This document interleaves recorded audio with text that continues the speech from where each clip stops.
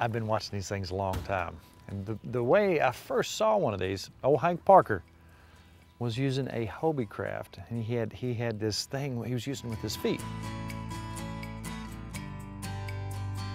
Now, let me tell you why it appealed to me so much. I grew up as a kid in the northeastern part of the state where I had lakes everywhere, and I spent all that time out there sneaking along in that kayak and fly fishing. This is going to open up so many opportunities for me to get out there and enjoy that quietest part of the day, early morning and the evening, when I love being out there on my own in the middle of nowhere. And now I can do this, and the applications aren't just for a one-armed guy, they're for everybody. Why is everybody fishing out of them nowadays? The kayak fishing is just huge. Kayak fishing has been huge on the coast for about the past 10 or 15 years. We've got friends down in Florida who cannot keep these type boats in stock. But Kentucky, the mentality in Kentucky's always been whitewater, moving water rivers. We're trying to change that mentality a little bit. We're trying to change it to where paddling is not only adrenaline pumping and fun, but it's also relaxation. It's quiet. It's great for sneaking up on fish. These things don't take any gas. With gas being the way that it is nowadays, it's a cheap way to get out on the water for sure. The only thing that the Hobie doesn't give you is a life jacket, and I think all of us can come up with a life jacket. That's right. I want to watch you, if you don't mind, set this boat up, and I want to see how the seats are set up, and I'm going to kind of stand back and watch you set this thing up so I'll know what to do when I'm getting ready to go fishing. Awesome. All right. All right.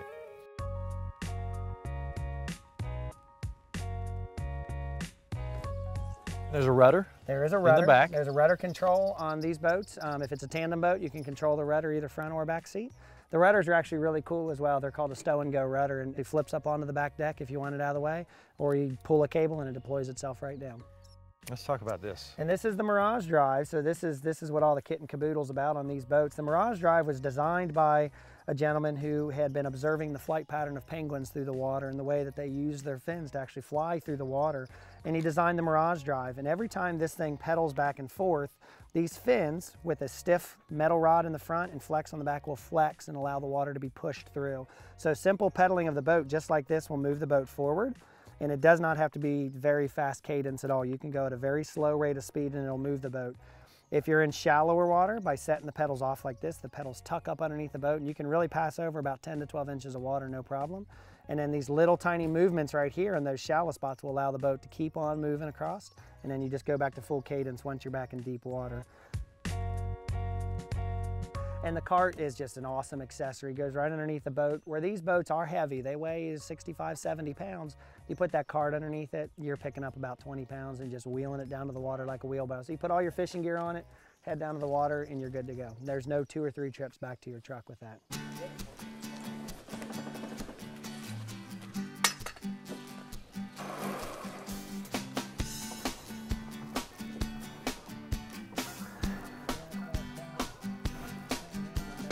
Now this particular boat, you call the Oasis? These are called the Oasis models. Hobie makes 2 different tandem models. They make the Outfitter and the Oasis.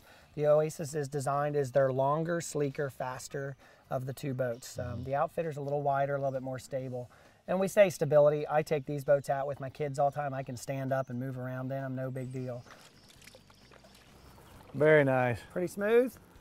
And I'm astounded how quick that rudder will bring you around too. Yeah, yep. That's nice. Very nice. I guess we're gonna have to try some practical application here.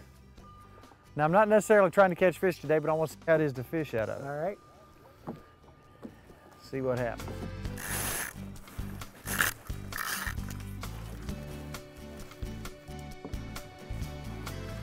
Oh, I got a hit. That's what I get for looking away.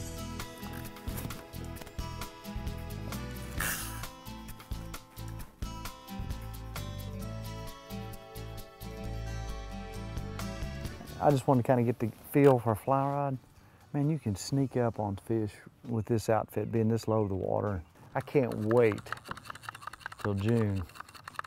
Get after some of those bass with a big popper.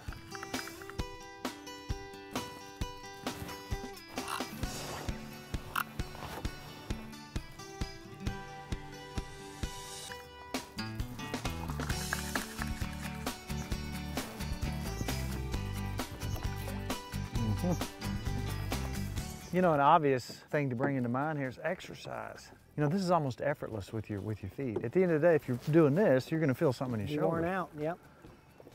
Yeah, it's a good full body workout, you know. If you wanted to pedal a little bit, kind of get moving, and if you wanted to stick your paddle in the water, you kind of get a good full body workout with it. Man, oh man.